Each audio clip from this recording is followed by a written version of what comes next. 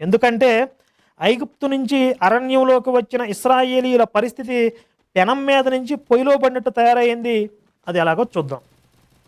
అంటే ఇప్పటిదాకా నానా బాధలు పడి నానా తిప్పలు పడి మోషే ఐగుప్తు రాజును ఒప్పించడానికి రకరకాల ఎత్తుగడలు వేసి మొత్తం మీద ఎలాగోలా ఒప్పించి వాళ్ళని భయపెట్టో ఏదో ఒకటి చేసి ఒప్పించి ఈ ఇశ్రాయేలు ప్రజలందరినీ తీసుకుని బయలుదేరాడు. ఈజిప్టు నుంచి బయటకు వచ్చేసాడు. సరే, వాళ్ళు కోరుకుంది నెరవేరింది కదా. వాళ్ళు కోరుకుంది ఏంటి? ఈజిప్టు దేశం నుంచి బయటికి రావాలనేది వాళ్ళ కోరిక. వాళ్ళ కోరిక తీరిపోయింది. ఇక వాళ్ళ కథ సుఖాంతం అయిపోయింది అనుకుంటే మనం పొరపడినట్లే, పప్పులో కాలేసినట్లే.